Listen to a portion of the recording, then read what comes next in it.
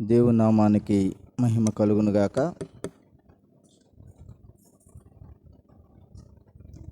మంచిది. అనేక ప్రకటనలు విన్నాం.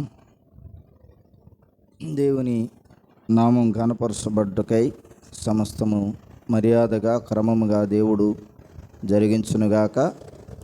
చేరి వచ్చిన మీ అందరికీ కూడా ప్రభుని యేసుక్రీస్తు వారి అతి శ్రేష్టమైన నామమున నా హృదయపూర్వక వందనాలు చెల్లిస్తున్నాను. కొంతమంది అంతకుముందు కానుకలు ఎవరికి ఇవ్వాలయ్యా, నీకు ఇచ్చామా పెట్టమండి విషయంలో, లేక ఇక్కడ ఇచ్చామా అన్నారు. కొంతమంది సందేహాలు. అలాంటి సందేహాలు ఏం అవసరం లేదు. ఎవరు అందుబాటులో ఉంటే వారికి ఇవ్వచ్చు. మీరు ఇచ్చినటువంటి కానుకలు దేవుని పని నిమిత్తమే వాడబడతాయి కనుక నాకు ఇచ్చినా పర్లేదు, సోదరులకు ఇచ్చినా పర్లేదు. చివరికి ఆ యొక్క కానుక మొత్తం ఆ మీటింగ్ పరిచర్య కొరకే వాడబడతాయి. మంచిది. వేసవి కాలంలో ఎండలు తీవ్రతగా ఉన్నాయి.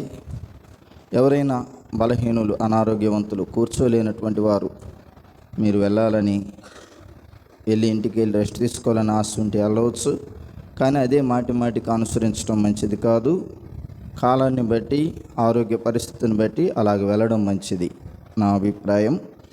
దైవ గ్రంథంలో నుండి ఫిలిప్పీలకు రాసినటువంటి పత్రిక, అపోస్తుడైనటువంటి పౌలు ఫిలిప్పీలకు రాసినటువంటి పత్రిక 4వ అధ్యాయం 13వ వాక్యాన్ని చదువుకుందాం.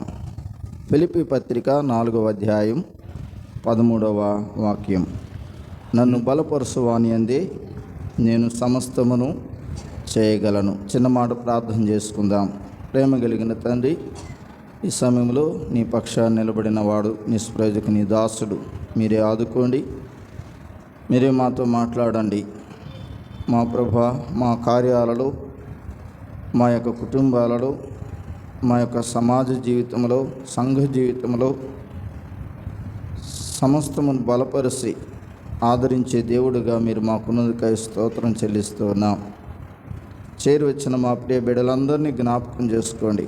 లోకం కొరకు కాక, మా యొక్క వ్యక్తిగత జీవితాల కొరకు కాక, మీ కొరకే బ్రతకడానికి, మీ వైపే నిరీక్షణతో కొనసాగడానికి కృప చూపించమని, ఈ వాక్య భాగం మా అందరి కొరకు ఆశీర్వదించి పంచిపెట్టమని ప్రభువైన యేసుక్రీస్తు వారి అతి శ్రేష్టమైన నామమునే ప్రార్థించి వేడుకొనుచున్నాం తండ్రి. ఆమేన్. ప్రభునందు ప్రియమైన సహోదరి సహోదరులారా, మనం చదువుకున్నటువంటి ఫిలిప్పీలకు రాసినటువంటి పత్రిక 4వ అధ్యాయం 13వ వాక్యాన్ని మనం చదువుకొని ఉన్నాం. అపోస్తుడైనటువంటి పౌలు ఈ ఫిలిప్పీ సంఘాన్ని ఎలాగూ స్థాపించాడో గత దినాల్లో సహోదరులు చెప్తూ ఉండగా, అలాగే దైవజనులు అనేక మంది చెప్తూ ఉండగా మనం వింటూ ఉన్నాం. ఫిలిప్పీ సంఘం లేక ఫిలిప్పీ విశ్వాసులు ఒక తల్లి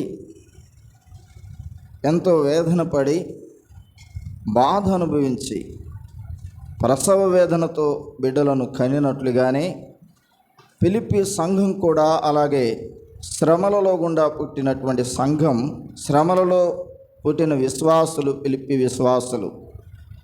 అపోస్తుడైనటువంటి పౌలు, శీల, ఇంకా కొంతమంది దైవజనులు మాసిదోనియా ప్రాంతంలో ఉన్నటువంటి ఫిలిప్పీ పట్టణంలో దేవుని సువార్త ప్రకటించగా కొంతమంది రక్షించబడ్డారు.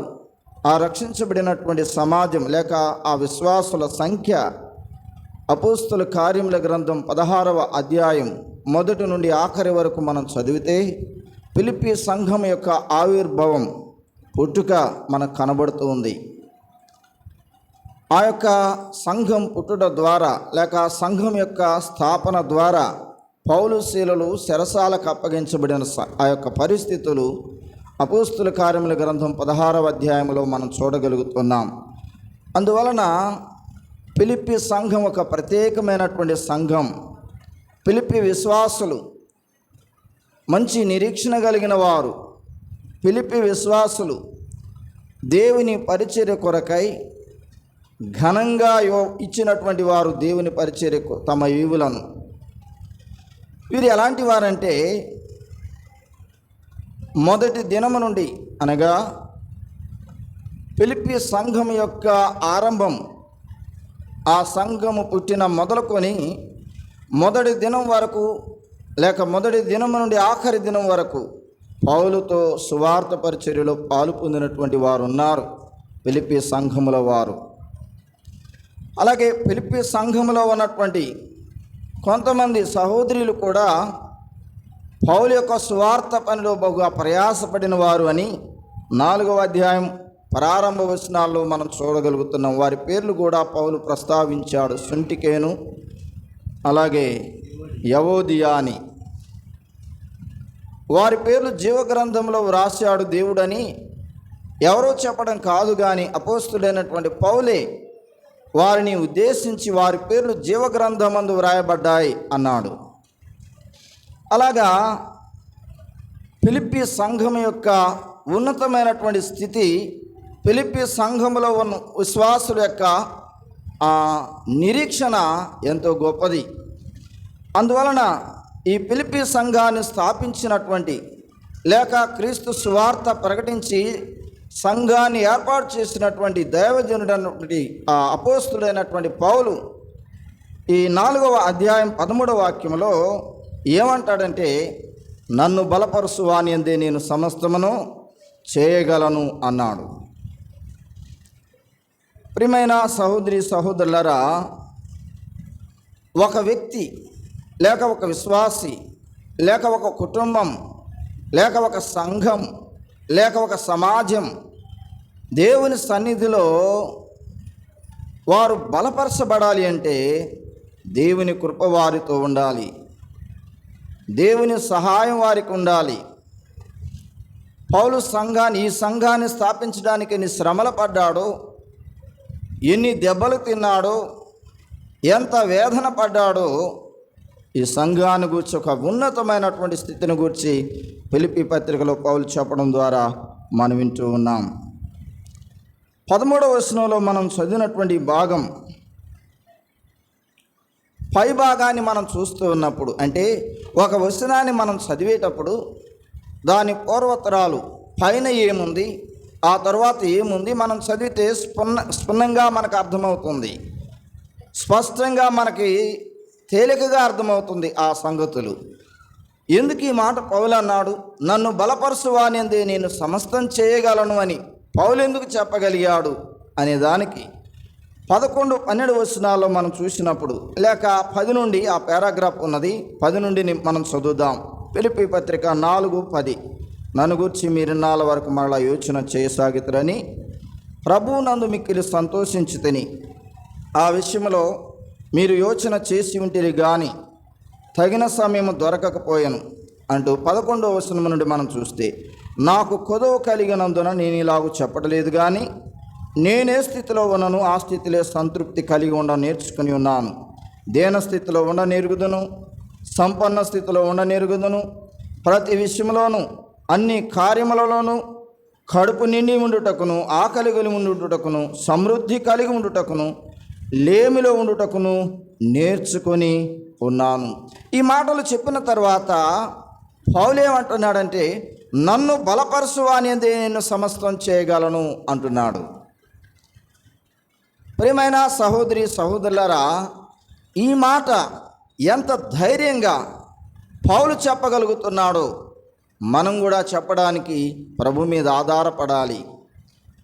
నేను చెప్పగలుగుతాను ఈ మాట. నా వ్యక్తిగత కుటుంబ జీవితంలో అన్ని విషయాల్లో ప్రభు చేసిన సహాయం, అన్ని సమస్యల్లో ప్రభు చూపిన కృప నేను ఎరుగుదును, నేను అనుభవించాను, నేను ప్రభువును స్తుతిస్తూ ఉన్నాను. గనుక మనము బలపరచబడాలి అంటే ప్రభువునందు మనం ఎలాగుండాలి, మనము ఆయన కృపకు పాత్రలము కావాలంటే మనం ఎలాగుండాలి? యోహాను రాసిన సువార్తలో ప్రభుని యేసుక్రీస్తు వారి శరీరధారిగా ఉన్నప్పుడు ఆయన చెప్పిన కొన్ని మాటలు మనం జ్ఞాపకం చేసుకున్నట్లయితే, యోహాను సువార్త 15వ అధ్యాయం 4వ వాక్యం చదువుతారా? అందులో ఉన్న ఒక మాట ఏంటంటే, నా యందు మీరు నిలిచి ఉండండి, మీ అందు నేను నిలిచి ఉంటాను, అన్నాడు. చాలన్నా, నా యందు మీరు నిలిచి ఉండండి, నేను కూడా మీ యందు నిలిచి ఉంటాను.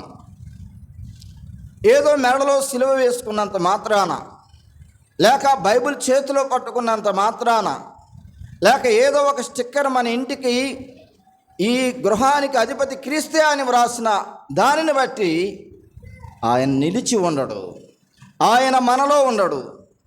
మనలోని ఆయన ఉండాలంటే, మన గృహంలో ఆయన ఉండాలంటే, మనతో ఆయన ఉండాలంటే ఏం చెప్తున్నాడు ప్రభు? అన్న అది కాదు, ఆయన ఏం చెప్తున్న మాట, నేను చదువుకున్న మాట, ఆ మాట, నా యందు మీరు నిలిచి ఉండండి, మీ యందు నేను నిలిచి ఉంటాను. అలా కాదు, ప్రభువా నీవు నా యందు నిలిచి ఉంటే నేను నిలిచి ఉంటానంటే చెల్లిద్దా? ఇదేదన్నా సబబేనా? కాదు కాదు. ప్రభు చెప్పిన తీరి, ప్రభు చెప్పినటువంటి మాటను మనం చాలా అర్థవంతంగా మనం జ్ఞాపకం చేసుకోవాలి. ప్రభు అంటున్నాడు, మీరు నా యందు నిలిచి ఉండండి, ఆ తర్వాత నేను కూడా మీ యందు నిలిచి ఉంటాను. ఈ యొక్క అనుభవం మనం కలిగిన వారంగా ఉండాలి. ఈ అనుభవంలోనికి రానటువంటి వారు రావాలి. మీరు నా యందు నిలిచి ఉండండి, అప్పుడు నేను కూడా మీ యందు నిలిచి ఉంటాను. ప్రార్థనకు వచ్చినంత మాత్రాన, బైబిల్ పట్టుకున్నంత మాత్రాన, పాటలు పాడినంత మాత్రాన, లేక ప్రసంగం చేసినంత మాత్రాన, లేక పరిచర్య చేసినంత మాత్రాన, లేక మరొక కార్యం ప్రభు పట్ల చేసిన కార్యమును బట్టి ఆయన నీలో ఉంటాడా? ఉండడండి. ఆయన మనలో ఉండాలంటే, మనతో ఉండాలి అంటే మొదట మనం ఆయన యందు ఉండాలి, నిలిచి ఉండాలి. ఇది చాలా జాగ్రత్తగా మన విశ్వాస జీవితంలో మనం అనుసరించాల్సినటువంటి తీరి.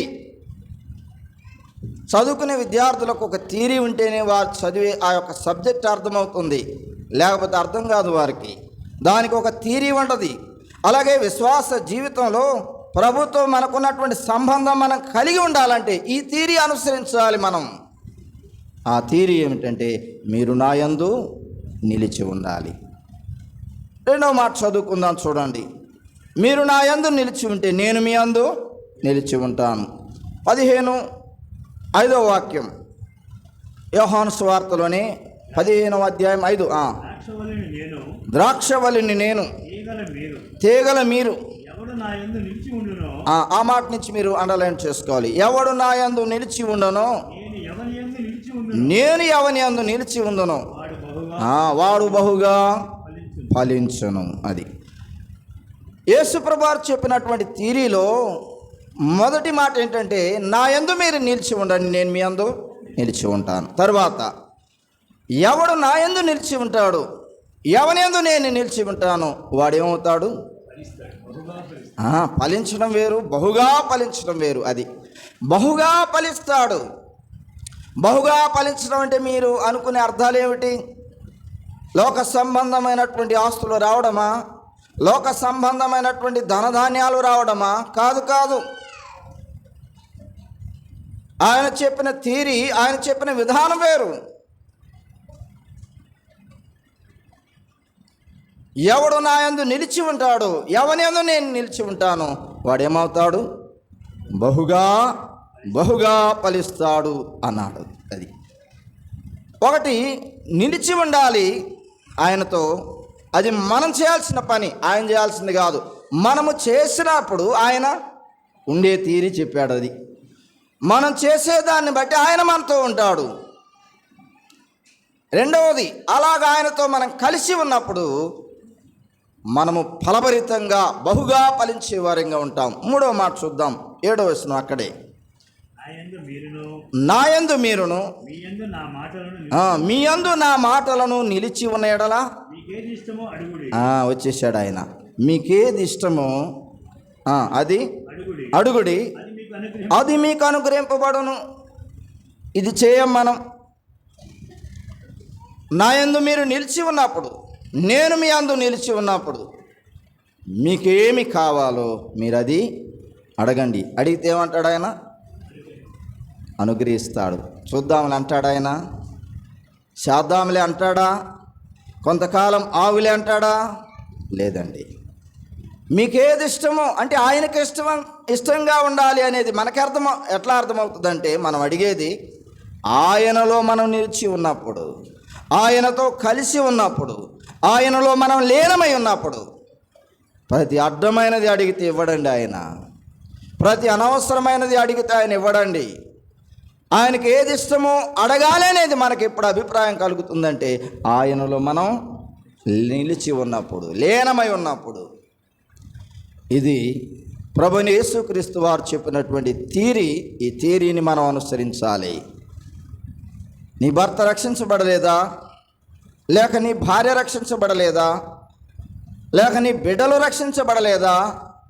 లేక నీ బంధువులు రక్షించబడలేదా?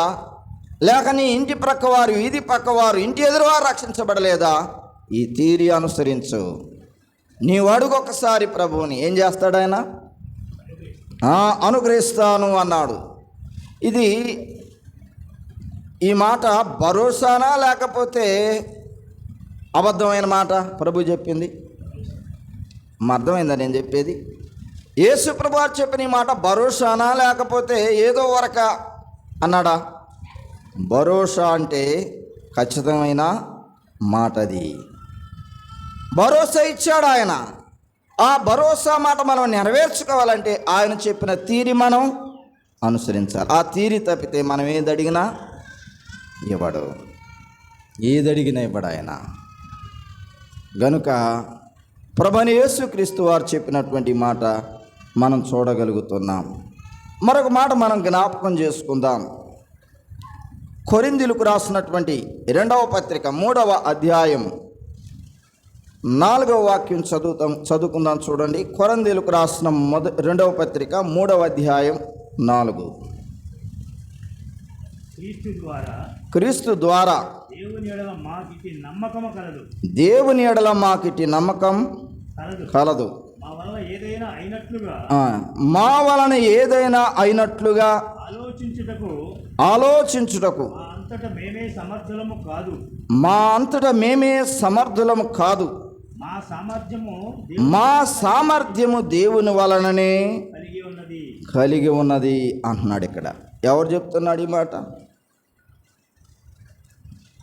సహోదరి ఎవరు చెప్తున్నాడు? సోదరుడా ఎవరు చెప్తున్నారు ఈ మాట? అపోస్తుడైనటువంటి పౌలు. అపోస్తుడైనటువంటి పౌలు ఏమంటున్నాడంటే, మొదటి నుంచి ఈ మాటలు మనం చదువుతున్నప్పుడు అన్నీ అవసరం లేదు, కానీ మమ్మల్ని మేము మెప్పించుకోవడం లేదు.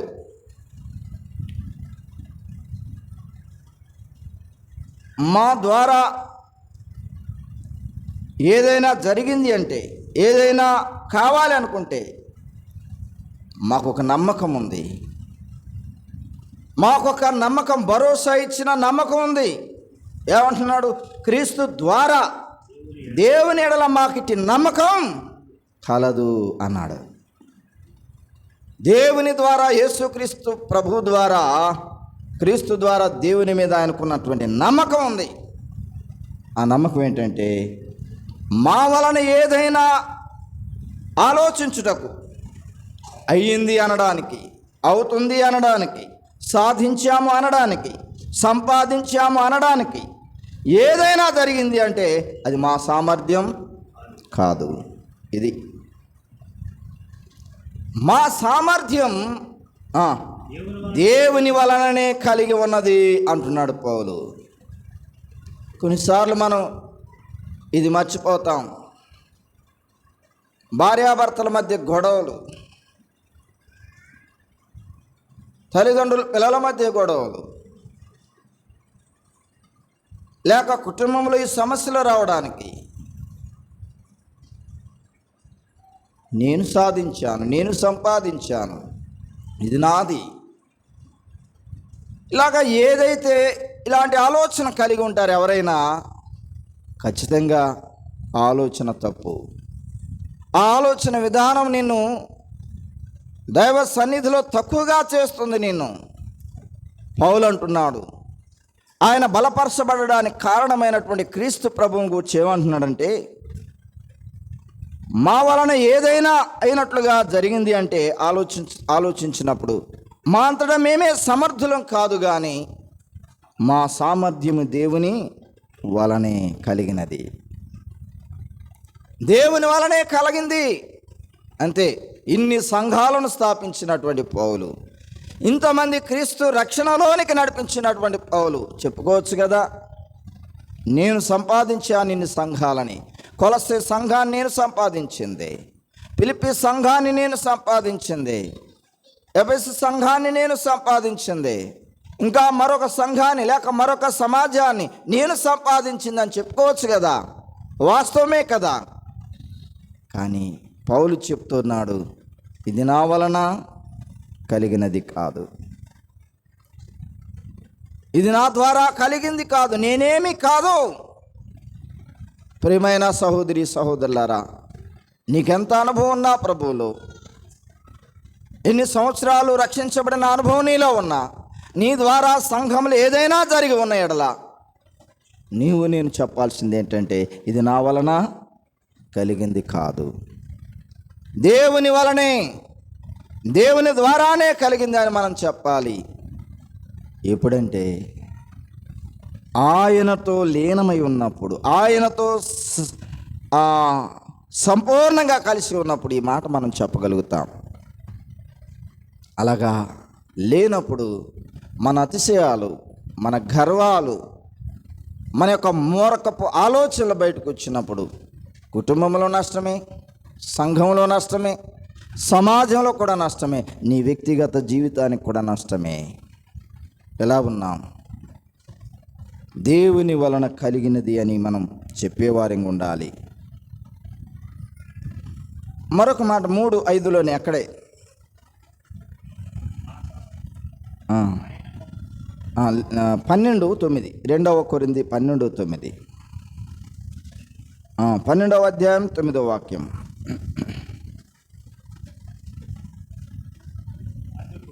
అందుకు నా కృప నీకు చాలును, బలహీనతల యందు నా శక్తి పరిపూర్ణమగుచున్నది అని ఆయన నాతో చెప్పాను. కాగా క్రీస్తు శక్తి నా మీద నిలిచి ఉండే నిమిత్తం విశేషముగా నా బలహీనతల యందు నాకు బహు సంతోషముగా అతిశయపడుదును అంటున్నాడు పౌలు. పౌలుకు ఒక వ్యాధి ఉంది. కొంతమంది చరిత్రకారులు చెప్తుంటారు, బైబిల్ చరిత్రకారులు, ఆయన కడుపు జబ్బు ఉందని, మరి కొంతమంది కంటి చూపు కనబడదు అని. గనక ఇందు విషయమై ప్రభు పలుమార్లు ఆయన ప్రార్థన చేశాడు, ప్రభువుని అడిగాడు, ప్రభువుని జ్ఞాపకం చేసుకున్నాడు. అయితే నా కృప నీకు చాలును అన్నాడు, నా కృప నీకు చాలును అన్నాడు. ముమ్మారు వేడుకున్నాను అన్నాడు 8వ వాక్యంలో కదా. ఆయనకున్న బలహీనత, ఆయనకున్నటువంటి అనారోగ్యత విషయమై ముమ్మారు ప్రభుని వేడుకున్నాడు. ఇందులో ఈ అధ్యాయం 12వ అధ్యాయం మొదటి నుంచి మనం చదువుతున్నప్పుడు పౌలు చెప్తున్నాడు, నాకు కలిగిన ప్రత్యక్షతలు అనేకములు అన్నాడు కదా. నేను అనేక ప్రత్యక్షతలు కనుగొన్నాను, అనేక ఘనతలు నాకు కలిగాయి, అనేక ఆధిక్యతలు నేను పొందాను. అయినా ఇన్ని ఆధిక్యతలు, ఇన్ని ఘనతలు పొందినప్పటికీ నాలో అతిశయించడానికి ఏమీ లేదు. కానీ నాలో ఉన్నటువంటి బలహీనతలను బట్టి, లేక నేను పొందిన ఘనతలను బట్టి నాకు ఒక బలహీనత ప్రభు పెట్టాడు. నాకు కలిగిన ప్రత్యక్షతలో నేను హెచ్చించబడకుండా నా శరీరంలో ఒక ముళ్ళుంచబడింది. అది సాతాను దూతగా ముళ్ళుంచబడింది. నేను ఎప్పుడైతే అతిశయపడతాను, నేను ఎప్పుడైతే గర్విస్తాను, నేను ఎప్పుడైతే ఇంతటోని నేను ఇది సాధించాను అనుకుంటాను, అప్పుడు ఆ ముళ్ళు ఏం చేస్తంట చెప్పండి? ఏం చేస్తుంది? ముళ్ళు గుచ్చిద్ది. నువ్వు ఇచ్చిపోతున్నావు, తగ్గు అని ముళ్ళు గుచ్చిద్దంట. ఆ ముళ్ళు ఆయన శారీరక సంబంధమైనటువంటి అనారోగ్యత. ప్రియమైన సహోదరి సహోదరులారా, మన విశ్వాస జీవితంలో మనం చేసిన కార్యాలు నిలబడతాయి, ప్రభు సన్నిధిలో ప్రతిఫలం పొందుతాం. కానీ కొన్నిసార్లు మానవీయంగా ఆలోచన కలిగి ఉంటాం, నేను చేసింది కదా, ఇది నా పని కదా, నా వారు కదా, నా ఆలోచన భావంతో అలా ఉంటాం. కానీ అది దేవుని విషయంలో పాపం. అది అలాగా ఆలోచించకూడదు, అలాగా అతిశయించకూడదు, అలాగా హెచ్చించబడకూడదు అని పౌలు కొన్నిసార్లు తనకు కలిగినటువంటి ఆలోచన భావం, అది ఆలోచన మనసుకు వచ్చినప్పుడల్లా ఈ ముళ్ళు ఏం చేస్తుందంటే పౌలుని ఏం చేస్తుంది, గుచ్చుతూ ఉంటుంది. ఆ ముళ్ళు ఎవరి ద్వారా దేవుడు పెట్టాడంట, చూసారా, సాతాను దూత ద్వారా పెట్టాడంట దేవుడే. తీసేయచ్చుగా దేవుడు కదా, తీసేయచ్చా తీసేయకూడదా చెప్పండి? తీసేయచ్చు. కానీ అది తీసేస్తే ఈయన శరీరం ఆయనకు లోబడదు. కొన్నిసార్లు విశ్వాసుల జీవితాల్లో కొన్ని బలహీనతలు, అనారోగ్యతలు ఉంటాయి. అవి ఉన్నప్పుడు నేను ఇంత విశ్వాసంతో ఉన్నాను, ఇంత ఆత్మీయంగా బలపడి ముందుకు కొనసాగుతున్నాను, నాకేంటి ఆటంకం అనుకుంటాం. అది లేకపోతే నువ్వు ముందుకు వెళ్ళడానికి వీలు లేదు. అది ఉండాలి నీకు. ఒక ముళ్ళుగారేగా నిన్ను పొడుస్తూ ఉండాలి, ఎప్పుడు నిన్ను జ్ఞాపకం చేస్తూ ఉండాలి. నీవు ఇలాంటి వాడివి, నీవు ఇలాంటి బలహీనుడివి, నువ్వు హెచ్చిపోబాక, హెచ్చించబడబాక అని ఆ ముళ్ళు పొడుస్తూ ఉంటుంది. పౌలు జీవితంలో ఇలాంటి అనుభవాన్ని మనం కలిగి ఉన్నాం. 12:9 ఈ 2వ కొరింథీ పత్రికలో దీన్ని తీసేయాలని, ఆ ముళ్ళు, ఆ బలహీనత, ఆ అనారోగ్యత, అలాక ఆ శ్రమ తీసేయమని ప్రార్థన చేశాడంట ప్రభువుని కదా. ఎన్నిసార్లు ముమ్మారు ప్రభువుని ప్రార్థించాడు. ప్రభు ఏమంటున్నాడు, అందుకు నా కృప నీకు చాలును,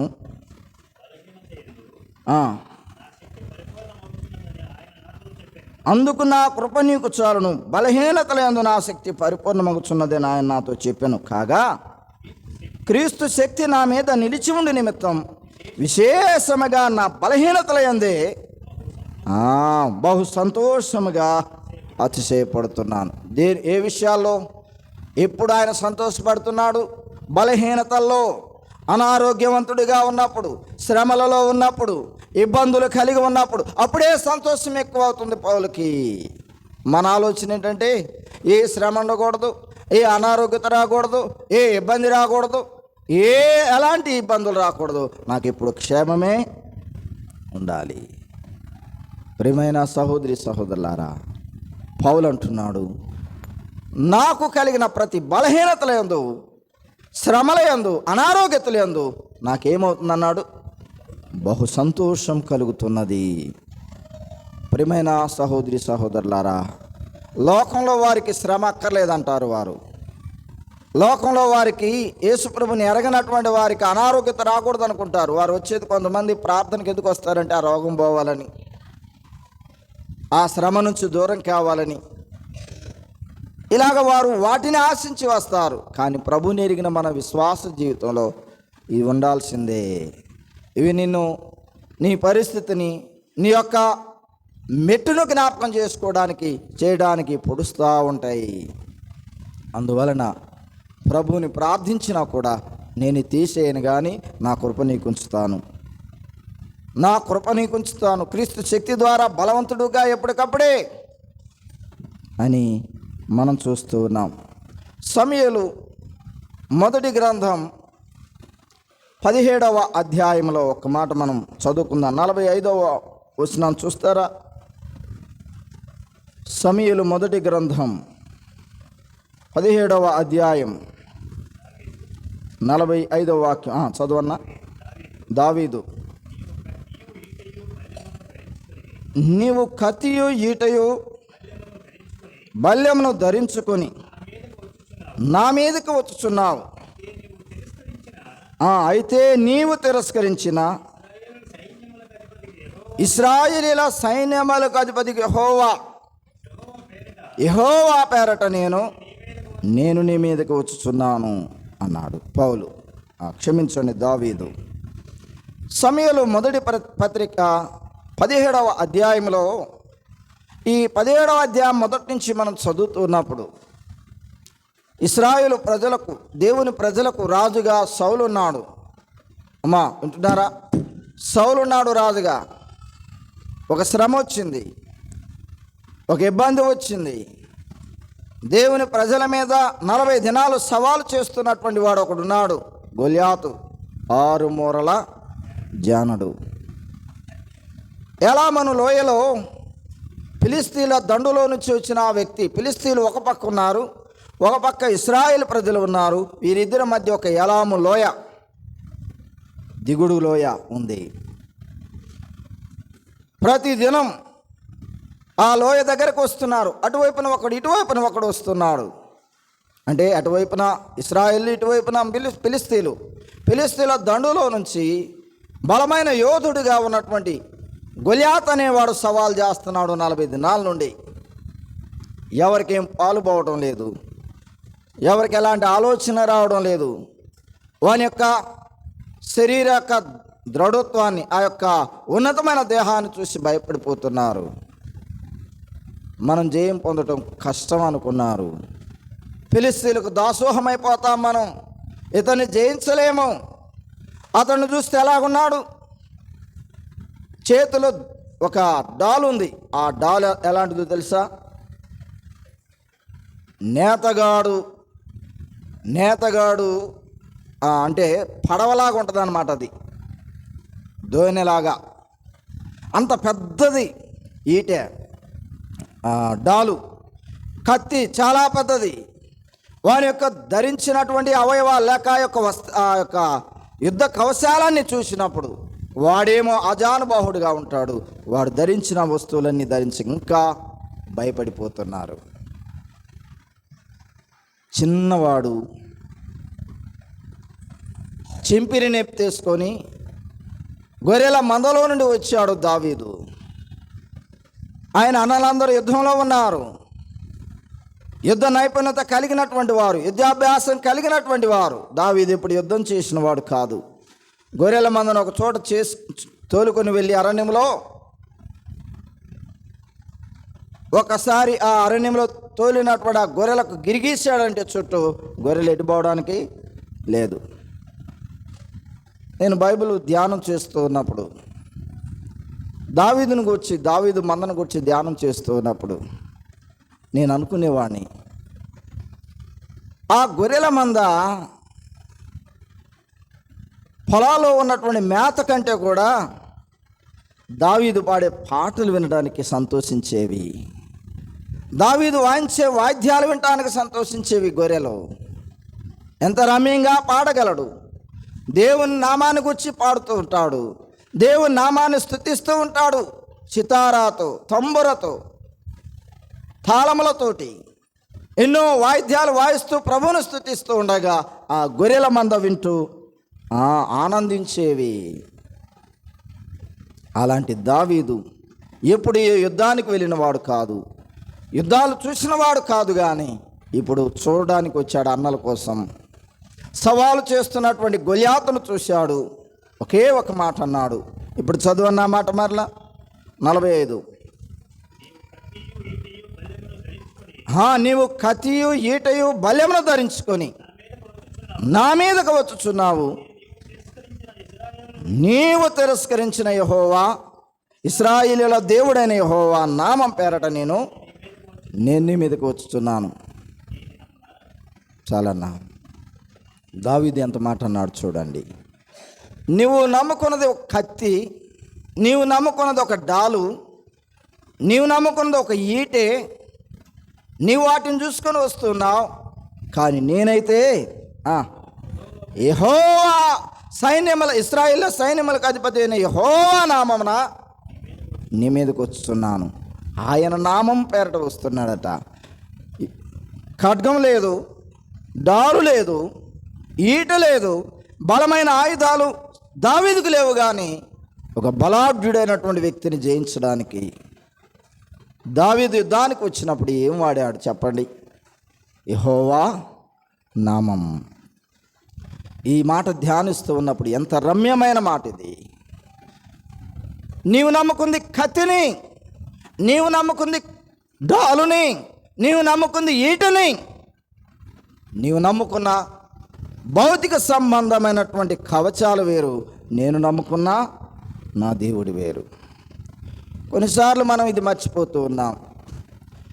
కొన్నిసార్లు మనం ధనాన్ని చూసి, కొన్నిసార్లు మన యొక్క ఆ భౌతిక సంబంధమైనటువంటి వీటిని చూసి అతిశయపడుతుంటాం. కానీ వీటన్నిటికంటే ముఖ్యమైన మన ప్రభువు మనకున్నాడు.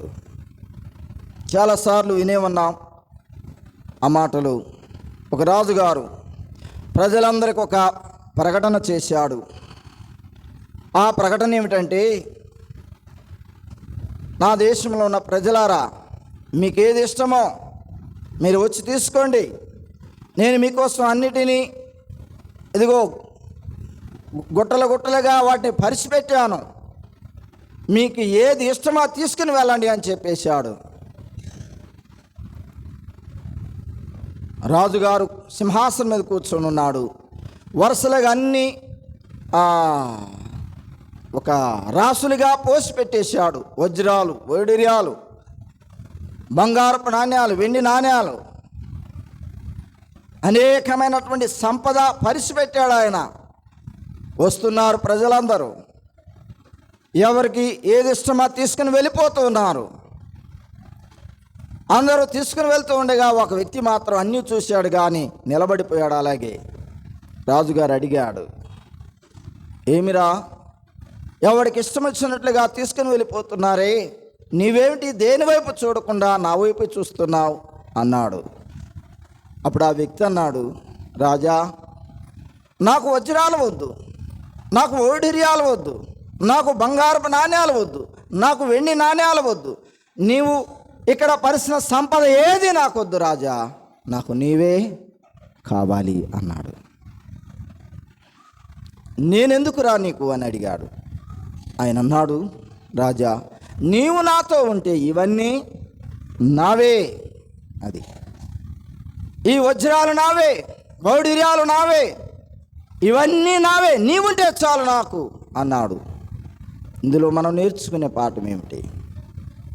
భౌతిక సంబంధమైన వాటినే మనం చూస్తున్నాం కానీ ఈ భౌతిక సంబంధమైన వాటికి ఆధారమైనటువంటి ప్రభు అయిన దేవుని మనం చూడలేకపోతున్నాం. ఆయన మీద మనం మనసు ఉంచలేకపోతున్నాం. ఆయన మీద మన ధ్యానాన్ని ఉంచలేకపోతున్నాం. ఆయన మనతో ఉంటే మనకేది కావాలో అది ఇస్తాడు ఆయన. ఇది మర్చిపోతున్నాం మనం. గనుక దావీదు అంటున్నాడు, ఒక బాలుడిగా ఉన్నాడు, అనుభవం లేనివాడుగా ఉన్నాడు, భౌతిక సంబంధంగా, లోక సంబంధంగా, కానీ ఆధ్యాత్మిక అనుభవం ఉంది దావీదు దగ్గర. తల్లి నేర్పిన ఆధ్యాత్మిక అనుభవం, తల్లి నేర్పిన ప్రార్థన, తల్లి నేర్పిన పాటలు, అరణ్యములో పాడుకుంటూ ప్రభువును స్తుతిస్తూ ఉన్నటువంటి దావీదు కత్తి పట్టుకొని, డాలు పట్టుకొని, ఈటను పట్టుకొని, భౌతిక సంబంధమైనటువంటి కృత్రిమమైన వాటిని ఉపయోగించుకొని ఇశ్రాయేలు ప్రజలను 40 దినాలు ఏడిపించినటువంటి గొలియాతును చూసి అంటున్నాడు దావీదు, నీవు కత్తిని ఈటెను నమ్ముకున్నావు, కానీ నేను ఇశ్రాయేలుల దేవుడైన ఇశ్రాయేలుల సైన్యములకు అధిపతి అయినటువంటి యెహోవా పేరట నేను వస్తున్నాను. తర్వాత మాటలు అంటాడు, యుద్ధము యెహోవాదే. ఇది ఎవరు చెప్పగలుగుతారు అంటే, నేను బాగా ధ్యానం చేసినప్పుడు నాకు అర్థమైన సంగతి, అంతగా ప్రభు మీద దావీదు ఆధారపడ్డాడు. దావీదు ఆధారపడ్డాడు కాబట్టి దేవుని పేరట వస్తున్నాను, నాకు ఈట వద్దు, డాలు వద్దు, కత్తి వద్దు, మరేది వద్దు. అన్నిటికి మించిన ఆయుధం యెహోవా నామం. అంతే. నా విశ్వాస జీవితంలో కొన్నిసార్లు మనకు ధనం ఆధారం అనుకుంటాం, కొన్నిసార్లు మనకి కొంత సంపద ఆధారం అనుకుంటాం, కొన్నిసార్లు మనకి భౌతిక సంబంధమైన వాటి మీదనే ఆధారపడుతూ ఉంటాం. మన యొక్క ఆలోచన, మన చూపంతా అలాగ ఉంటుంది కనుక వాటి మీదనే ఆధారపడతాం. సమూయేలు 2వ పత్రిక 22:30 చదువుతారా? సమూయేలు 2వ పత్రిక 22:30 వాక్యం. నీ సహాయం చేత నేను సైన్యములను జయింతును, నా దేవుని సహాయము వలనే నేను ప్రాకారములను దాటుదును అంటున్నాడు. నీ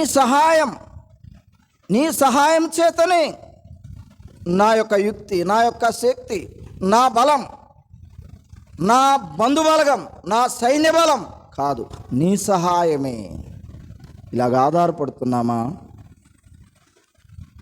ఇలాగా ఆనుకుంటున్నామా? మనం అలాగా ఆనుకోవాలి. మొదటి దినవృత్తాంతములు 22:16 కూడా దావీదు సొలొమోను రాస్తుంటున్నాడు. సొలొమోనుతో ఆయన మాట్లాడుతున్నాడు. లెక్కింపలేనంత బంగారం నీ కోసం సిద్ధం చేశాను, వెండి, ఇత్తడి, ఇనుము నీకున్నాయి, కాబట్టి నీవు పని పూనుకొనుము, యెహోవా నీకు తోడుగా ఉంటాడు అన్నాడు. 22వ అధ్యాయంలో దావీదు తన కుమారుడైనటువంటి సొలొమోనుతో మాట్లాడుతూ అంటున్నాడు, కుమారుడా, ఇంకాస్త పైకి వెళ్తే ఉంటుంది ఆ మాటలు. దేవుని మందిరం కట్టాలనే ఆశ నాకు ఉందయ్యా, కట్టాలనుకున్నాను, కానీ ప్రభు నాకు అవకాశం ఇవ్వలేదు. చాలా సిద్ధం చేశాను మందిరం కట్టడానికి, కానీ ప్రభు ఒక మాట అన్నాడు, దేవుడు ఒక మాట అన్నాడు. ఆ మాట ఏంటి? నీ చేతుల రక్తం ఒలికించాయి, నీ చేతులతో నాకు మందిరం కట్టొద్దు. చూసారా? డబ్బుతో ఏదైనా సాధించవచ్చు అనుకుంటాం, పలుకుబడితో దేనైనా చేయవచ్చు అనుకుంటాం, కానీ దేవుడు అవకాశం ఇవ్వాలిగా కదా. దేవుడు అవకాశం ఇవ్వలేదు దావీదుకి. నీవు నాకు అక్కర్లేదు మందిరం కట్టే విషయంలో, నీ కుమారుడు సొలొమోను నాకు మందిరం కడతాడన్నాడు. అలాగా దేవుని చిత్తానికి మనం లోబడి ఉండాలి. అంతేగాని దావీదు ఎలాగనుకుంటే నేను కట్టాలనుకున్నాను కాబట్టి నేను కడతాను అనుకున్నాడు అనుకోండి, ఏమవుతుంది చెప్పండి? మందిరం నేను కట్టాలనుకున్నాను, నేను కడతాను అన్నాడు అనుకోండి, ఏమైంది?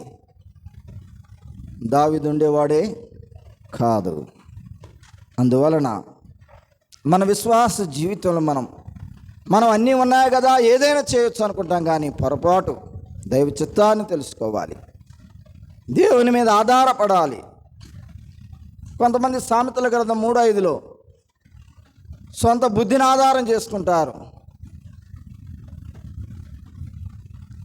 కొంతమంది ఎహెజ్కేలు గ్రంథం 16వ అధ్యాయం 15వ వచనంలో సౌందర్యాన్ని ఆధారం చేసుకుంటారు, సౌందర్యాన్ని ఆధారం చేసుకుంటారు. వ్యర్థమేది. సామెతలు 31:30 చెప్పినట్లుగా 47వ అధ్యాయం యెషయా గ్రంథం 10లో ఉంటుంది. చెడుతనమును ఆధారం చేసుకుంటారు కొంతమంది. ప్రసంగి 7:19లో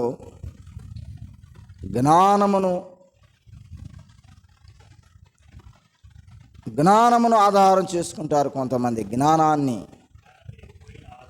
జ్ఞానం ఎక్కువైన ఆధారం అనుకుంటారు. యెషయా 31:1 గుర్రములను ఆధారం చేసుకుంటారంటే బలగాన్ని ఆధారం చేసుకుంటారు అని. కానీ మన ఆధారమైనటువంటి ప్రభు, ఆయన మీద మనం ఆనుకోవాలి. సమయం అయిపోయింది కనుక నేను ముగించబోతున్నాను.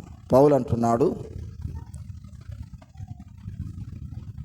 నన్ను బలపరచువానిదే నేను సమస్తమును చేయగలను. ఇది మనం తెలుసుకుంటే చాలు, దేన్నైనా చేయగలం. దాన్ని చేయడానికి డబ్బులు కావాలా? అవసరం లేదు, దేవుడు చేపిస్తే. దాన్ని చేయడానికి మరొకటి అవసరమా? అవసరం లేదు. ఆయన చేయదలుచుకుంటే నీ చేత చేయించాలి అనుకుంటే. కనుక నన్ను బలపరచువానిదే నేను సమస్తం చేస్తాను, అంతే. అలాగా మన విశ్వాస జీవితంలో పౌలు వలె పరిపూర్ణంగా ప్రభు మీద మనం ఆధారపడ్డప్పుడు ఈ మాట మనం చెప్పగలుగుతాం. లేకపోతే చెప్పలేము. దిగులు, చింత, విచారం, వేదన ఉంటుంది ఖచ్చితంగా. కారణం ఏంటంటే ప్రభు మీద ఆధారపడకపోతే నా కుటుంబంలో నా పరిస్థితి ఏంటి, నా బిడ్డల పరిస్థితి ఏంటి, లేక నా భర్త పరిస్థితి ఏంటి, నా భార్య పరిస్థితి ఏంటి, ఇలాగా ఆలోచిస్తాం, లోక సంబంధంగా ఆలోచిస్తాం ప్రభు మీద ఆధారపడకపోతే. గనుక పౌలు వలె నన్ను బలపరుచు వారిని నేను సమస్తం చేయగలను. బలపరిచేది ప్రభు, బలమిచ్చేది ప్రభు, మనల్ని ముందు కొనసాగింపజేసేది మన ప్రభు. ప్రియులారా, చివరి మాట చదివి నేను ముగింపు చేస్తాను. 12 హెబ్రీ పత్రిక 12 మొదటి 2 వచనాలు. ఇంత గొప్ప సాక్ష్య సమూహం మేఘం వలె మనలను ఆవరించి ఉన్నందున మనము కూడా ప్రతి భారమును సులువుగా చిక్కులు పెట్టు పాపమును విడిచిపెట్టి విశ్వాసమున కర్తయు దాన్ని కొనసాగించువాడునైనా యేసు వైపు చూచుచు మన ఎదుట ఉంచబడిన పందెంలో ఆ ఓపికతో పరిగెత్తుదాం. ఇంత గొప్ప సాక్ష్య సమూహం అంటే పాత నిబంధన భక్తులున్నారు, చాలామంది విశ్వాస వీరులు. వారి విశ్వాసాన్ని కాపాడుకున్నారు, వారి భక్తిని కాపాడుకున్నారు, వారి కుటుంబ జీవితంలో విజయవంతంగా కొనసాగారు, వారి వ్యక్తిగత జీవితంలో విజయవంతంగా జీవించారు విశ్వాసం ద్వారా. ఇంత గొప్ప సాక్ష్య సమూహం మనకుండగా మనం ఎందుకు భయపడాలి? సులువుగా చిక్కులు పెట్టి ప్రతి పాపమును విడిచిపెట్టి మన ఎదుట ఉంచబడిన విశ్వాసమునకు కర్త, దాన్ని కొనసాగించే యేసు మనం ఉన్నాడు కనుక ఆయన వైపు చూస్తూ మన ఎదుట ఉంచబడిన ఈ విశ్వాస జీవితంలో, ఈ పందెంలో ఏం చేయాలి? ఓపికగా పరిగెత్తాలి. అది మన ప్రభు ఉన్నాడు మనకు ముందు, ఇంక దేనికి మన భయం? మన రథసారథి ఉన్నాడు మన ముందు, మనం దేనికి భయపడాలి? అది ఏ సమస్య అయినా ఆయన మన ముందు ఉన్నాడు కాబట్టి ఆయన వైపు చూస్తూ వెళ్తే ఖచ్చితంగా విజయబాటలో మనం వెళ్ళిపోతాం. పౌలు యొక్క వ్యక్తిగత సంఘపరమైన విశ్వాస జీవితంలో ఆయన తెలుసుకున్న పాఠం ఇదే. నన్ను బలపరుచు వానిదే నేను సమస్తం చేస్తాను. అలాగే మనల్ని బలపరిచి మన ప్రభు మనతో ఉండగా అలాగ మనం మన విశ్వాస జీవితంలో ముందుకు కొనసాగుదాం. ఆయన ద్వారా సమస్తం చేయడానికి ముందుకు వెళ్దాం. అలాగ ప్రభు మనలను నడిపించునుగాక. ప్రార్థన చేసుకుందాం. తలలు వంచండి. ప్రార్థన. పరిశుద్ధుడు అయిన మా తండ్రి, ప్రేమ కలిగిన దేవ, పౌలు విశ్వాస జీవితంలో నన్ను బలపరుచువానిదే నేను సమస్తం చేయగలను చెప్పాడు. నాకున్న సామర్థ్యం, నాకున్నది ఏదైనా అది నీవే. మా శక్తి కాదు, మా యుక్తి కాదు, మా ఘనత కాదు, మా అతిశయం కాదు, మా గర్వం కాదు, నీవే ప్రభువా అని చెప్పాడు. అలాగ మేము పౌలు వలె మంచి విశ్వాస జీవితం కలిగిన వారమై నీ మీద ఆధారపడడానికి, నీతో మేము ఉండడానికి, నిన్ను అడిగే ప్రతిదీ అనుగ్రహించేటట్లుగా నీతో సహవాసం చేయడానికి కృప చూపించమని, చేరి వచ్చిన మా ప్రియ బిడ్డలందరినీ జ్ఞాపకం చేసుకోమని, ఎండలు తీవ్రంగా ఉండగా అందరినీ ఆరోగ్యవంతులుగా మీరే కాపాడమని, మా ముందున్న పరిచర్య మీరే జరిగించి మీ నామాన్ని గొప్ప చేసుకుంటారని, ఘనత మహిమ ప్రభావాలు మీ నామమునకు ఆరోపించుకుందరని, యేసు ప్రభువారి అతి శ్రేష్టమైన అమూల్యమైన నామమునే ప్రార్థించి వేడుకొనుచున్నాం తండ్రి. Amen, amen. అందరం లేచి నిలబడినట్లయితే చిన్న పల్లవి పాడుకొని ముగింపు సెలవు తీసుకుందాం. మనకింతవరకు సహాయపడెన్ తానప్పగించుకొని